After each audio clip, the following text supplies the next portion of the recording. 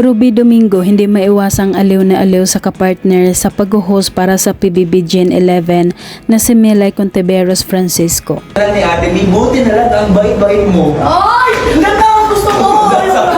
Kayo naman, diba? Iwamain, huwag nang maging nonchalant at ituloy. Pati si Bianca Gonzalez na nasa tabi lang at nanood sa kanila ay ang lakas ng halakhak nito dahil sa ginawa ni Melay. Toto kayo guys, gusto nyo bang kumawa? Pampawala ng kaba o tensyon. Wow! Sampung wow para sa ito. Panoorin mo na.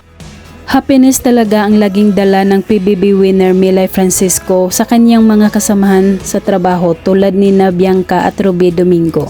Ano yung mga panibagong pinagawa sa kanya ni Kuya? Ready na ba kayo?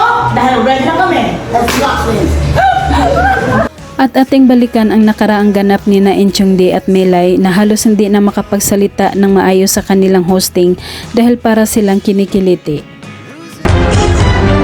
25% maximum. Yes.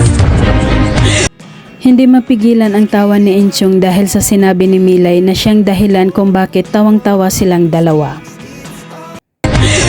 Congratulations sa ating top 5. Hindi naman painggan natin ang huling mensahe ni Kuya para sa ating dalawa.